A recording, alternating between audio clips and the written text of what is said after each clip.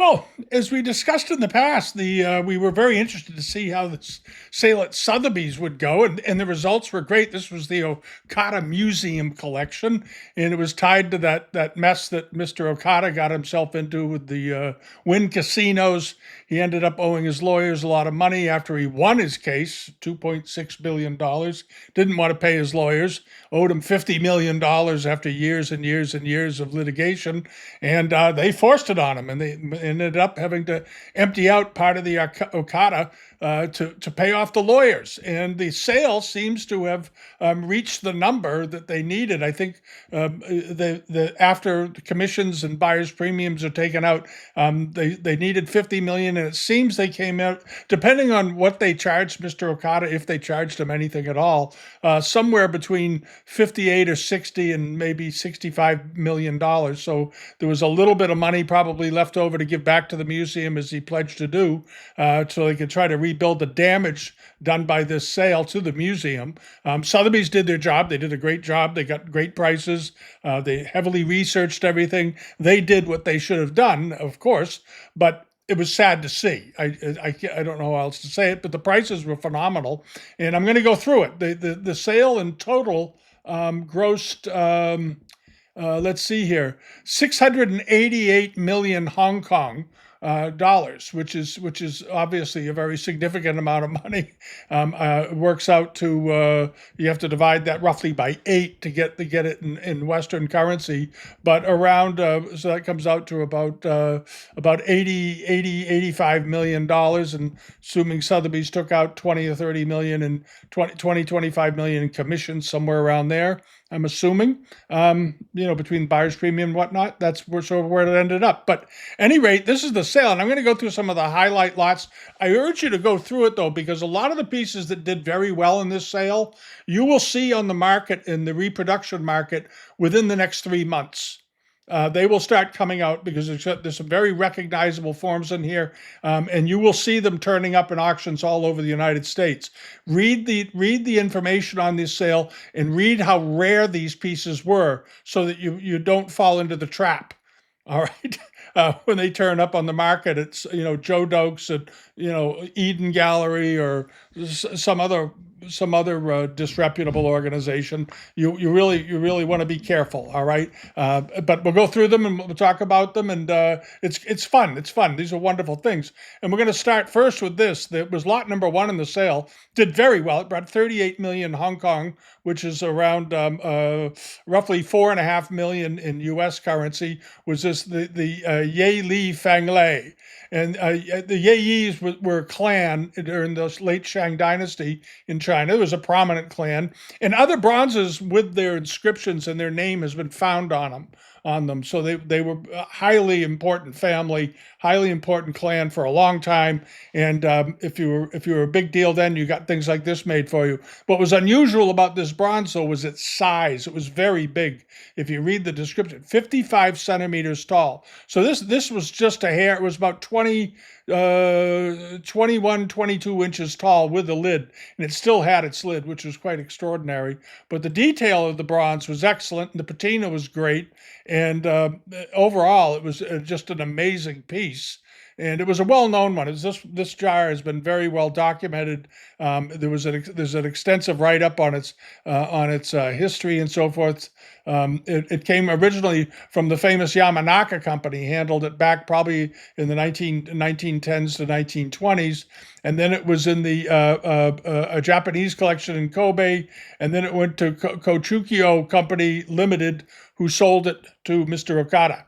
And it's been exhibited. There's literature about it, and there's an extensive catalog note here. If you're interested in bronzes, read the catalog note. It's a really interesting tale about this particular bronze. Other bronzes associated with the family, there's been over 100 of them found, but this is one of the most. There's only a couple of Fang Leis that were found, so this makes it pretty important. And it went for a very, very good price, $4.5 million. And notice what the estimate was: 2 to 4 million Hong Kong, and it ended up almost at 10 times the high estimate. But I want to point out something. The estimates here were, and I suspected it and commented on it a few weeks ago when we previewed this sale. They were going to be low because this was a forced sale. So they're going to have this has a very wide ranging estimate, $2 to $4 million. It doesn't say 2 million to 2.5 million, 2 to 4 million. And what they're saying is that the reserve, if there was a reserve, was somewhere at 2 million or less. For a 40 million Hong Kong, basically a 40 million Hong Kong dollar a pot. And you're going to see this sort of throughout a number of the lots here. Some of the lots didn't bring their estimates, though, some of the Japanese lots. This did phenomenally well. This was the Hokusai wave print, and these are extremely rare. There's only they estimate that when Hokusai first did these, they made about 8,000 copies. It was part of a series, and they think there were about 8,000 of them done, and only 130 of them are known to have survived, and many of them are in very poor condition. That's the other side, the flip side of it, because this is an early 19th century print, and they just took a beating. People didn't take care of them. Nobody ever thought they'd be worth much, and so forth. So you end up with not many surviving. This one brought an astounding number, 21,725,000 Hong Kong, which comes out to just roughly about $3 million for one of these. Now, the estimate had been 5 to 8 million Hong Kong, which was probably about right for the more typical Hokusai prints. This was a particularly fine one, and it was coming from the Okada, of course. But in the past, we've seen them sell very routinely on the low end at around $500,000, and the upper end around $1 million. This one went for $3 million, and I'm not sure, but that might be a record price for one of these. One of you out there, one of you Japanophiles out there could check that. But I can't think of another one that's brought $3 million. I really can't. Maybe there was one at some point, but I don't recall it. This was an amazing thing, and it's an iconic painting.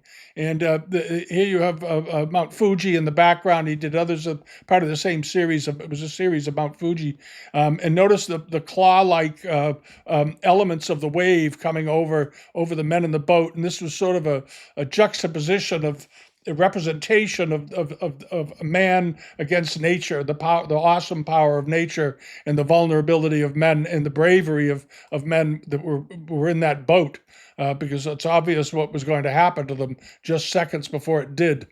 So it's a very powerful, iconic work, and it's probably the most recognized Japanese print in the world. I can't think of any that are more instantly recognizable than the Great Wave.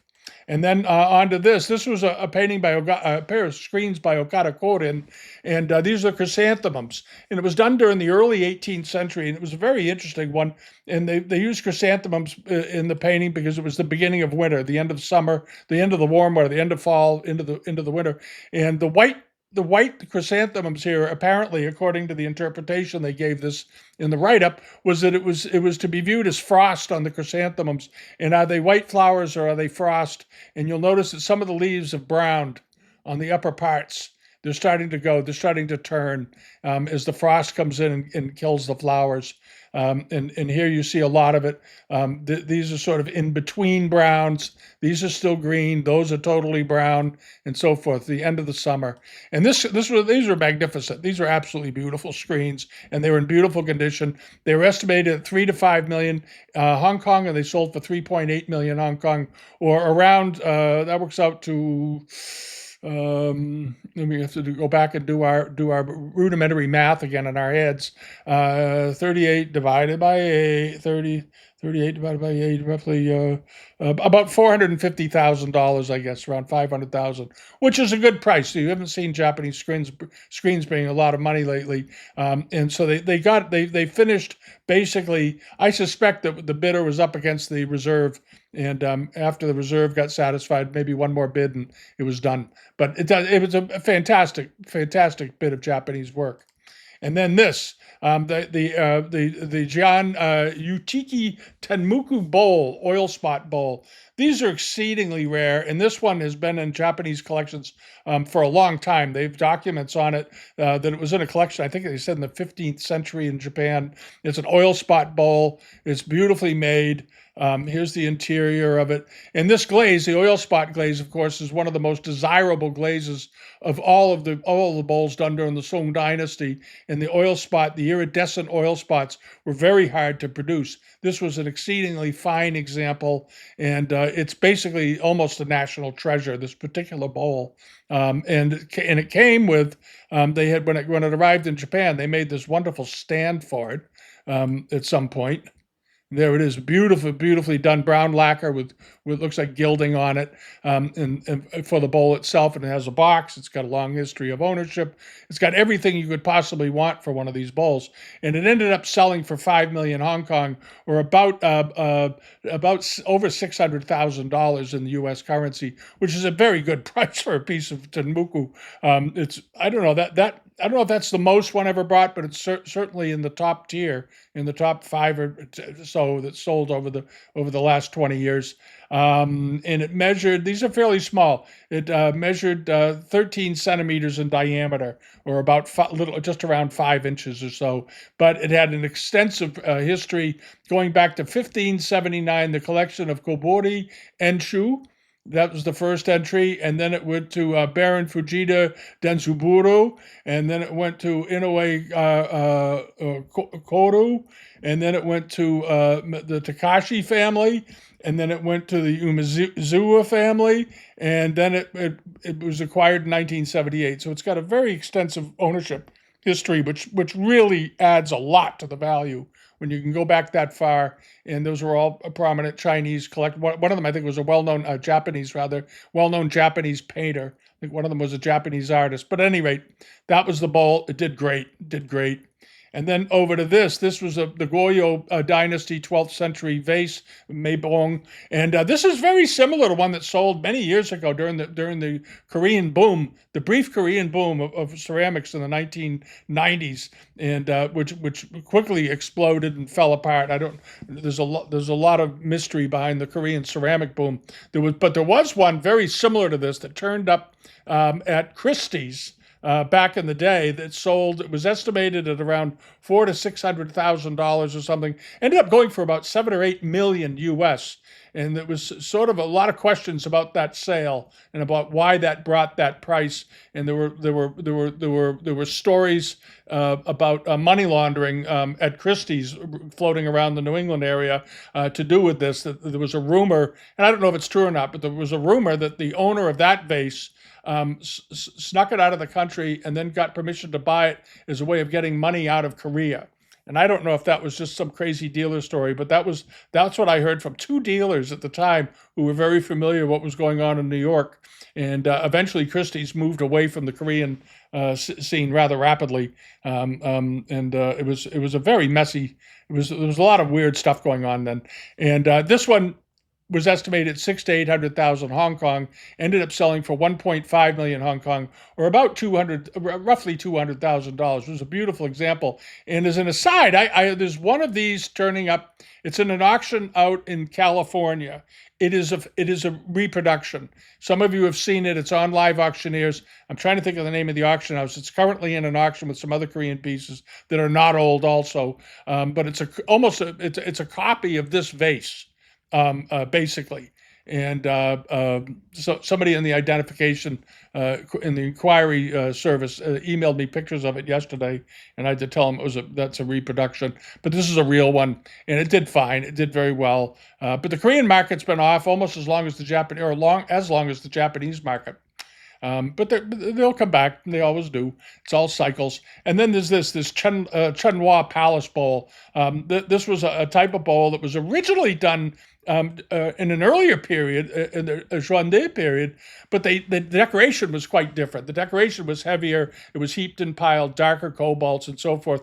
And during this period, they went to a lighter, more loosely drawn decorative style, very free-flowing, very elegant, beautiful white porcelain, very, very high quality, just exceptional all the way around. And it is, of course, market period.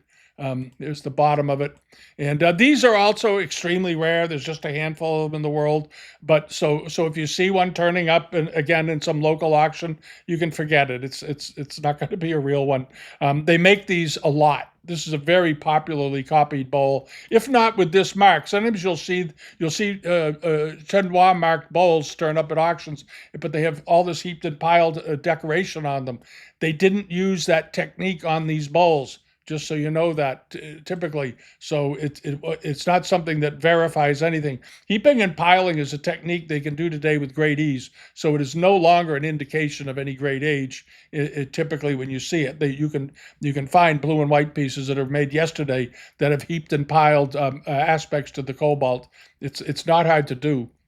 They just put it on a little thick and let it burn and tinker around with the temperatures, and they can create a heaped and piled effect, which used to be sort of the hallmark of what they thought was authentic. But then again, you remember the Femme Noir decorations on Kangxi vases. They always said, Hobson and all these guys used to say that on those giant vases that they're authentic because there was an oily iridescent sheen to the glaze, and they now know that's hogwash, and that all of those giant black vases were glazed and redecorated. They were Kangxi vases. They would take them and scrape the glazes off and do them in black during the late 19th, early 20th century to peddle them to Western museums and people that didn't know. So there was a lot of that going on. At any rate, this was a wonderful, wonderful bowl, and it ended up going for $22,335,000, or just about $2.7 million for this bowl. And these are pretty small bowls. This bowl was 6 inches in diameter, beautifully potted, beautiful color, very subtle decoration. Just a really lovely example. So there you go. And then hopping along over to this, you have another piece. He was a big fan of Okada. Had some great Ming pieces. He's got a lot of Yongle, and he's had some Hongxi pieces as well. He had this one. This is one of those iconic yellow enamel bowls with the underglazed blue flowers on it. Beautifully done. Great color, nice variation. You see the yellow sort of undulate, going lighter and darker and so forth. The cobalt decoration is excellent on this, all the way around. There are a number of these known. There's one in the Taipei Museum. There's one in the British Museum that was I think it was in the David collection. There are a number of these around, and they came in varying qualities. This is a particularly good one. The one in the David collection at the British Museum is also extremely fine, and the one in the Taipei collection is also extremely fine. And there are others that aren't quite so, but they're all very good. They're all very rare. This was a very good one, and it ended up going for $3.3 million, or about for about $400,000. The estimate was, again, wide-ranging, 1.5 to 3 million, and it went over the high estimate by 300,000 Hong Kong. Beautiful plate, and these are fairly small, and they turn up in auctions all the time. They're all fakes. This one was it was 26.5 centimeters in diameter. These are not big dishes. This plate is just about 10 inches wide. And then over to this Yongle, we get some of the Yongle material, this very nice Persian ewer metal form that influenced the Yongle and the early Ming potters, the Zhuangdi era. This is a wonderful and very rare peony ewer, and it's based on a Middle Eastern metal form. Wonderfully done, in great condition, spectacular, deep, dark color. The cobalt decoration on this was very, very three-dimensional. If you look at the flowers, it almost looks like it's relief work off the body of the piece, and a very precisely made handle, beautifully done spout, in excellent condition, and it did fine. Brought 16.8 million Hong Kong, which is about that works out to about $2,100,000, a little over $2 million for this. And it was estimated at 4 to 8 million. So it went way over the estimate. But the estimate was kind of on the low side. A lot of people thought that, apparently. And it was a wonderful piece. They were there to sell it. That's all there is to it, because of the problem. And then there's this. Now, there were 2 of these in the sale. This was the better one. There were 2 Yongle grapes pattern basins in the sale. And these are fascinating pieces because they were made not only for the Ming court, but they were also made for foreign courts. They were made for the Middle Eastern market, for the Timurid court, and so forth. Young Lo, when he came into power, I shouldn't say office. He wasn't elected or anything. He came into power. He very much wanted to reestablish trade with the Middle East and through Central Asia and all this, because it was good for the economy. He was looking back on how it worked out for the Mongols, which they established all these trade routes. And they began at the imperial kilns making these basins again. These are very large. You have to realize this is not an 8-inch plate. This is 45 centimeters in diameter, so it's about 18 inches wide. And these were ideally suited for Middle Eastern feasts, because they would eat out of giant bowls. We've seen these pictures of them, and they have these massive bowls on the tables just filled with all kinds of delicious food. And they needed these, so they were utilitarian, but they were also considered to be extremely important gifts. Gifts of great respect to foreign leaders. And Young Lo had them produced, and they were very carefully guarded at the kilns, how they were making them, because they didn't want replicas made.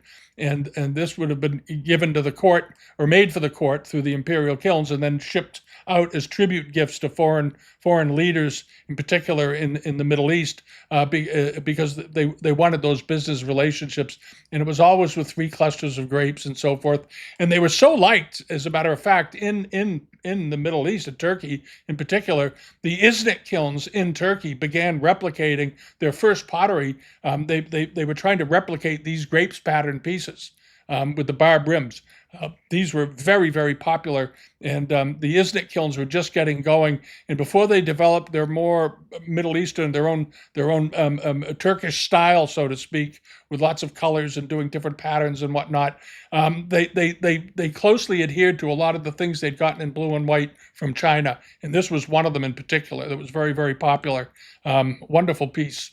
And then hopping along over to this, there were a number of good Kutani pieces in this sale. And these are early Kutani. These are 17th century, early to mid 17th century Kutani pieces.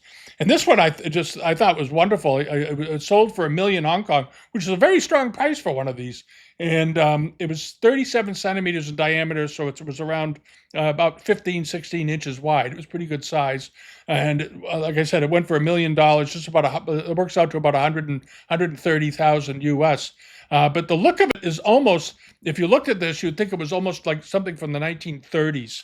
Almost very, very modern looking, not early 17th century. But that's when it was made.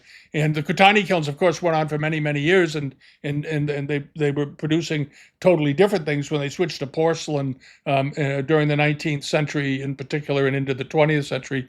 But these were their origins.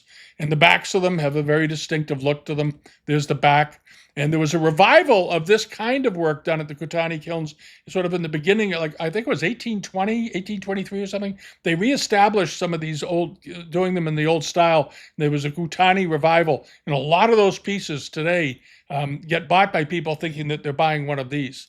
You got to be very careful. They're not the same. They're good. Some of them are excellent, actually, and they're worth this. They're worth some good money, but they're not this. And this was a wonderful, wonderful piece. And as I said, it brought about 100 works out to about 120 or so $1,000. And there were others that brought a little less than this, in the 600,000 to 800,000 Hong Kong area. Now, this was that mystery lot. I had commented on this when the sale was being done, because they're not a pair of water pots. They're quite different. And they're similar, obviously, visually, but they have different. One of them has a much stronger decoration on it. They both have this dragon decoration. This one is much lighter. This one I think is better because the pattern is more visible. And I don't know why they didn't split it up. This wasn't a massive sale. It was a 120 lot auction. It would have been easy just to add another lot on and sold them separately for people that didn't want to bid on 2. They only wanted to buy 1, but that's how they did it.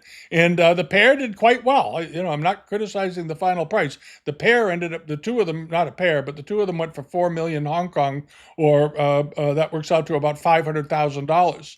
But I think they might have gotten a little more money if they'd split them up. Just my opinion. But they were very nice. The peach bloom color was excellent on this.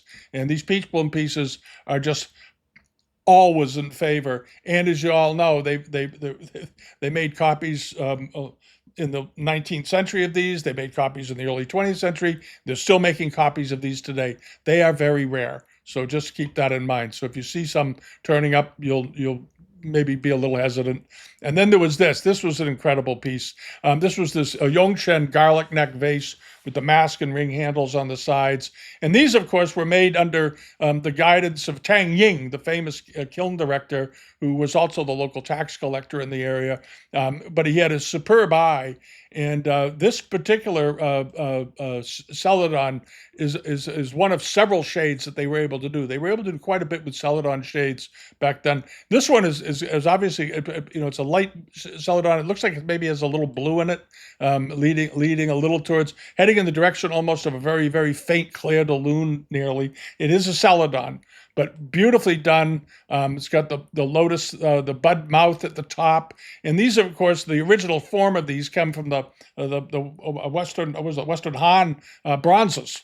That they made that looked like very, very similar to this, reminiscent of this. Tang Ying improvised they improvised and changed the shape of it a little bit and changed the composition of the garlic head.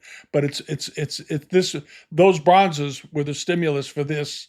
And they were very, very popular in the Qing court. The Emperor Yongchen apparently just loved these. And there are paintings of him depicting these vases right beside him on table. This pretty much the same form. There were several different types made. Some of them had dragons on the outside. Some of them were smaller and so forth. But this was the basic style. And this one was 34 centimeters tall, so about 13 and a half, 14 inches in height. A very attractive, but spectacularly attractive piece, and it did very well. Of course, it went call it double the high estimate. Again, it had an 8 million to 16 million Hong Kong estimate. And then there was the dragon plate, an amazing Qinlong example. And this was quite large. While you're looking at this, let's get the dimensions up here. 48 centimeters. So it was about just about about 18, 19 inches wide. This was a big charger. And here it is. And the decoration on this was absolutely superb. Again, done under Tang Ying's leadership. I think they dated this to about 18, maybe they thought it was made probably in the early 1850s, I guess.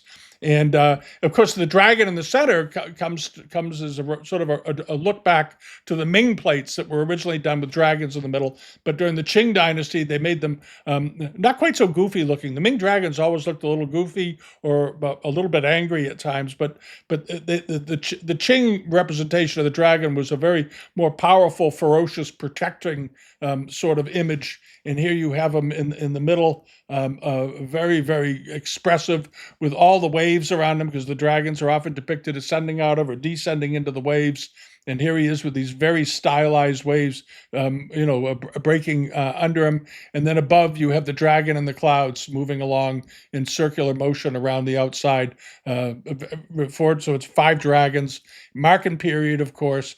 Absolutely wonderful piece, and it did really well. It did very, very well. It brought a little over $2 million for one of these, which is a very strong price. But this one was a particularly very, very fine example, and that's why it did that.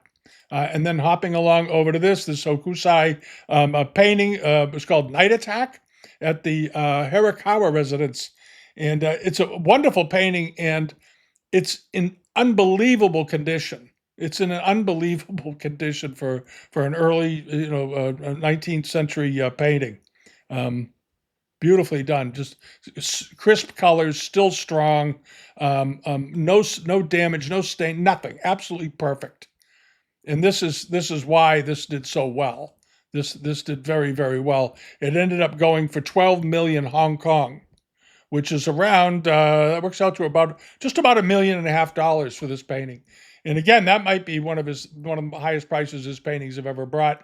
And it's got an extensive provincial history, provenance history, and so forth. It's been to museums. It's been exhibited. It's very well known in the art world. 12,500,000. It was a shame the museum had to sell that. That's a real sin. And then over to this, the Dao Sai Famille Rose lotus-handled vase. Now, this was a pretty small vase. Beautifully decorated, though. And this particular vase was done during the Qianlong era, and it wasn't that big. It was, it was 25 centimeters, about 10 inches tall, and it was done. I believe that the write-up said it was the pattern and the colors were selected for the Dragon Festival. And because when these were made, they were often made for specific events, holidays, something very particular. They'd be ordered well in advance so they could be there on time. And I believe that's what this one was done for. But the workmanship on this, the coloring is just so superb. Just absolutely. Dowsai enamels can, you can have some that are a little bit harsh, they're a little bit off. This one, the colors are beautifully balanced, and you have the brighter, the chrysanthemum in the center, or the flower in the center. Vibrant colors really makes it stand out against the very, very soft underglazed blue vines and background and so forth. And these are done in two stages. They have underglazed cobalt painted onto them. They fire them, and then they go back, and then they enamel them and fire them again. So it's a very complicated process. And you have these tubular handles on the neck that are holdovers from the old arrow vases and so forth. Absolutely wonderful. This brought 12 million Hong Kong, 12.5 million Hong Kong, or like I said, about $1.5 million. So way over the estimate. The estimate was one and a half to 3 million Hong Kong. So it went for 4 times the high estimate. It's quite a deal. But you remember we did the video on estimates, and we showed just how even if it isn't a sale like this, how inaccurate they are so much of the time. They're not even in the range some of the time, much of the time. But as it is, that's what it is. And then you have this Yuan Dynasty duck plate. Now, these were fascinating. There are a number of these in the world, and no two of them are matched. They didn't replicate them. The artists were given considerable flexibility. You'll see others with ducks in the middle, but they have different borders. They would mix it up. They would change them around. So you will never see a pair of these. I don't think. I've never heard of one. A pair of these in exactly the same patterns. They always made them a little bit differently. And these were also done for tribute gifts to foreign leaders and so forth. And this was a particularly popular one. And these are heavily copied in the reproduction market. So if you see one of these out there, walk away from it. I had 3 inquiries in the last 6 months for this type of plate that were turning up in local auctions. And I think this is a Yuan example. No, it's not. There are not many of these around, and they've all been very heavily researched. The deal with most of these plates, of these Yuan and early Ming, Zhuande and Yongle pieces, is that they all came out of China about 100 years ago, basically. And they ended up in Europe. They ended up in big collections, and they overwhelmingly have been identified, carefully tracked, inventoried, documented, gifted or loaned to museums. They have extensive histories. They have extensive pedigrees and history, and it's the only one of these that I've ever heard of. And I'm not sure it was one of a Zhuande or a Yuan. It might have been a Yuan example.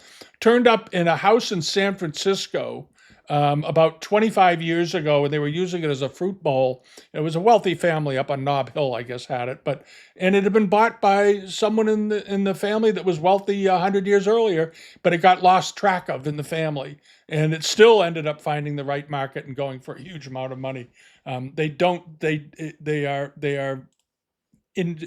so you have 1 in 30 years that was sort of got off track for a little while and then came right back. So if you see these turning up in auctions anywhere in the world outside of a major auction house, and it's got an estimate of $3,000 to $5,000, run for your life, save your money. This one sold for 9 million Hong Kong, or about it's about a 1 million, roughly $200,000 roughly. Beautiful plate, 40 centimeters in diameter. So that would make it about 15, 16 inches wide. All right. And then there was this really nice Yongle, again, another Yongle piece, a flask, very nice with a garlic neck on it. And these, of course, are also based on Middle Eastern metal forms. This one was so superbly decorated. Before I go into this too much, how big are these things? They're not terribly big, as I recall. They're like 10 inches or something. This one was 13 inches tall. They're not very big, but beautifully done. Beautiful colors. Notice the very delicate it's the little things on these I love. The delicate little band of vines of flowers going around the neck. And then you have this quite precisely yang and yin decoration in the center, and then these radiating spikes of flowers coming off of it, and then this sort of zigzag pattern on the border. Just superbly done.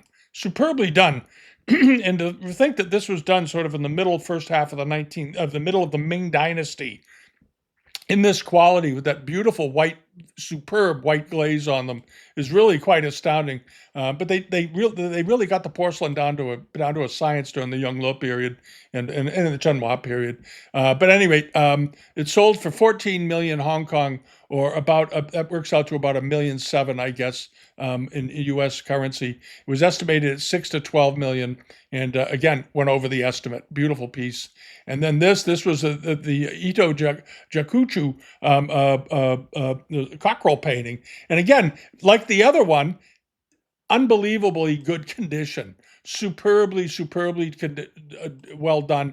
This was probably done sometime around 1750, 1740, 1760, somewhere in there. Crisp colors, beautifully painted. You know, whether you buy Japanese scrolls or not, or you're a Chinese collector, you have to look at this and just say, wow. All right. And a lot of people, if they saw this kind of work, they'd say, oh, it looks like a Meiji painting.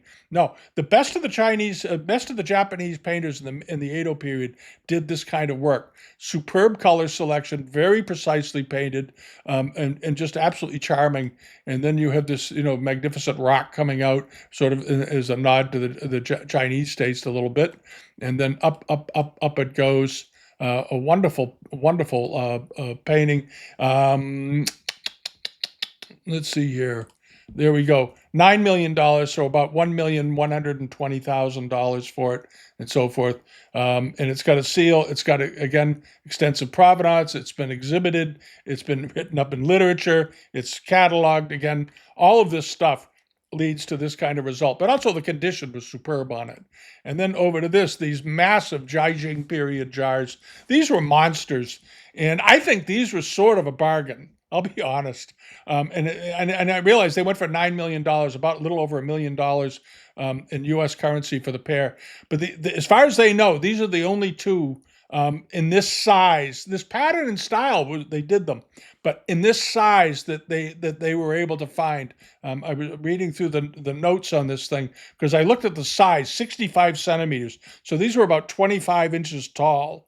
26 inches tall, and they had their lids, which is unheard of, which I mentioned before. I said they never have their lids. The lids always get lost, they're broken, taken off.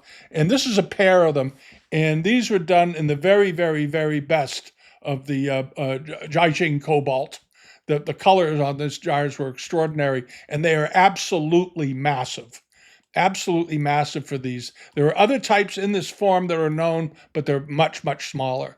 They were saying that these may be the two large, basically implying these could be the only two in the world of this size. Now, maybe somebody knows something different. I'd love to hear about it, but no, Sotheby's couldn't find it, and they did. The people that did the write-up on the research on this couldn't find it.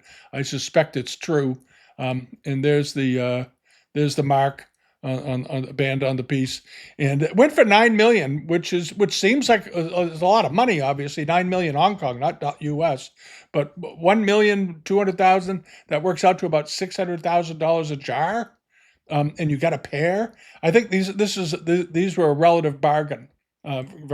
Quite frankly, and if they had sold for 15 to 20 million Hong Kong, I wouldn't have been at all surprised because of the size and the quality of the work. But somebody got a great buy. They may have been the best buy in the sale.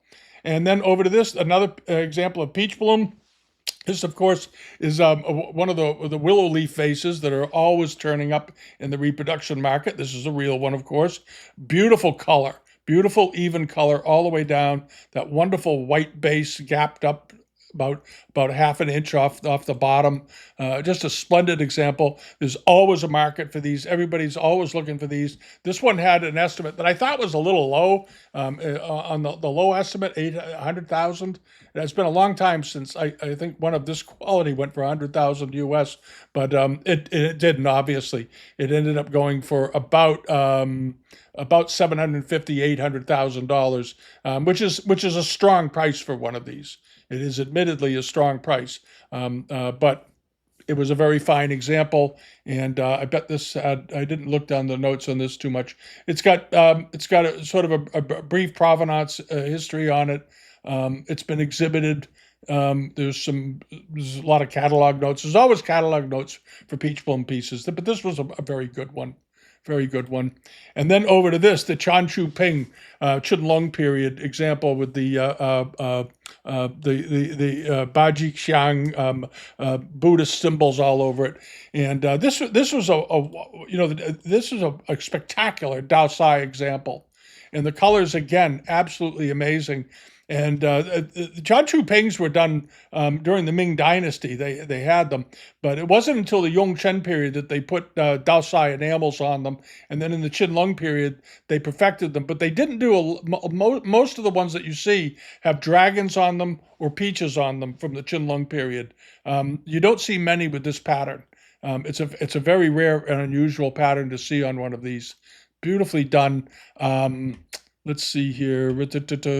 Yeah, there's a good look at the decoration. And when you look at the enamels on here and you see the gentle shading of the greens and the yellows and the oranges, and just imagine what it took to do this, leaf after leaf, perfectly curved linear, very painterly. And of course, the underglaze blue is applied first, fired glaze, and then the enamels go on top. And they had to sort of mirror along. They had to plan these very meticulously so that all of the underglazed blue, when they went back to decorate it with the Dao Sai, all was where it was supposed to be, and it all aligned perfectly. And if you were to take this vase and rotate it, you'd never be able to see where it began and ended. It just absolutely flows, absolutely flows. And this sold for 33,925 Hong Kong. Was this the most expensive thing in the sale? It might have been, which comes out to over $4,200,000 roughly, right around there. A beautiful, beautiful piece, and it was estimated at 30 to 60 million Hong Kong. Had a very strong estimate on this, and for whatever reason, it didn't go any further. And that could also be the economy, and it could have just been overestimated. It's hard to say. All right, because I think they maybe put that big estimate on it, that high upper end, because there's so few of them with this pattern, and maybe they thought it would just do better. It may have done better in another year, but not this year. All right, and then there was this very rare Qianlong market period underglazed red double gourd vase, the dragons on it, and this is a heavily copied type today, just so you all know. And they did them in the late 19th century as well. There was a revival of these. You'll see them around once in a while. Late Qing, early Republic period. You'll see copies of this very, very similarly done vase. This one has wonderful underglazed red, very soft, almost peach bloom in appearance. Beautifully done though. And in the end, it did great. It brought 12.5 million Hong Kong. It went over its high estimate by 2.5 million Hong Kong, and that brought it in at about $1 million. About about $1,300,000. Very, very good price, and had a fairly extensive description, had some good provenance to it, had an exhibition history and so forth. Wonderful piece. And then over to this, another great piece of Qianlong Dao Sai, where is this big jardiniere. Well, it's not too big. It's 33 centimeters in diameter. It's about 13 inches wide. It's not a giant floor planter that's 19 inches wide. But there it is. But again, perfect decoration, superb color selection, very delicately done. It's imperial. Just absolutely. I wish they enlarged more. This was a wonderful piece.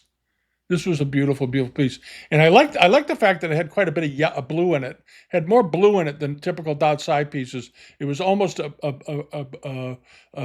one of the dominant colors. Usually, the blue is sort of hinted at, and the colors of the outside jump out more. And in this case, the blue was fairly dominant because of the way it was applied behind these interlocked panels at the top with the lotus flowers and I don't know what those are. Are those lilies, I guess, or what are those other flowers? Camellias? No, I don't know. I'm not a gardener. My wife is. I should ask her. Anyway, wonderful coloration, beautifully done, sensitively drawn, and then these very powerfully colored bands around the bottom, which I think really hold the piece up, give it a sense of supporting it. And this did very well. It was estimated at 1.5 to 300,000 or 3 million Hong Kong. Went for just a hair under 9 million Hong Kong, or it sold for just about $1 million for that jardiniere. And then there was this. This was the Hu vase Celadon glazed, and this is a pretty well known type. We've seen them. There are other examples that are known, not common by any stretch. But they have this archaistic pattern done into them, and they did reproductions of these in the 19th century. Also, they do reproductions of them today. They don't do too many reproductions of these because they're difficult to make. There's a lot of carving going on here, a lot of relief work to work on. But this archaistic relief work really, really set it off. And the glaze on this was exactly perfect, so that the pattern underneath is still very visible. It's very readable visually for the pattern, all the way down, all the way up. It was estimated at 7 to 14 million Hong Kong, and in the end, it went for 16.8 million Hong Kong. So a little over $2 million for this pot.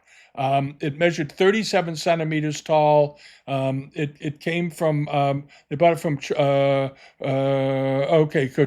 Company in Tokyo, and the collections of the Matsushita family by repute, because that means they couldn't find the receipt. I'm sure it did. It's a great thing. And this is the kind of thing the Japanese were buying way ahead of the curve of other places. Qianlong period. Again, sort of pinnacle work of Tang Ying's workshop, doing these very innovative things that they love to do, and so forth. So anyway, that's sort of the sale. I'm not going to. I don't want to cover the whole sale, but I urge you to go look at it. Check out the Sotheby site. Take a look at the auction. They did a great job photographing the stuff. The write-ups are always good there. Lots of research. They do of all the auction houses in the world. I think they probably, when they do their research, they do awfully good research. And this was a good sale, and congrats to them on this. It was great to see. I was sad to see the stuff get sold because it's never a good thing when museums lose things. But hopefully the stuff will find their way to an institution near some of us. Maybe somebody will give it to a museum or something. These are all great things. These are all great things. And this reminded me a little bit of the Fujita sale from a few years ago when they did that down at Christie's. And you didn't like to see the stuff get sold, but they did it because they were fundraising to do work to the physical museum. They had to maintain it, and I guess they were a little low on cash, so they grabbed I think that was a $400 million sale in Hong Kong cash. But at any rate, here we are. Have a great rest of your week. We'll be back. We have some other videos we're working on, but I wanted to get this out there. It's a really interesting sale. If you like this stuff, go through. Do take the time, though, to read the notes, read the background stories of these pieces. If they offer it, by all means, read it. It's a great education. It's worth doing. Thanks for watching. Subscribe if you haven't. Join us over on Patreon if you want to. Love to have your company, and we'll see you later on this week. All right. Bye-bye.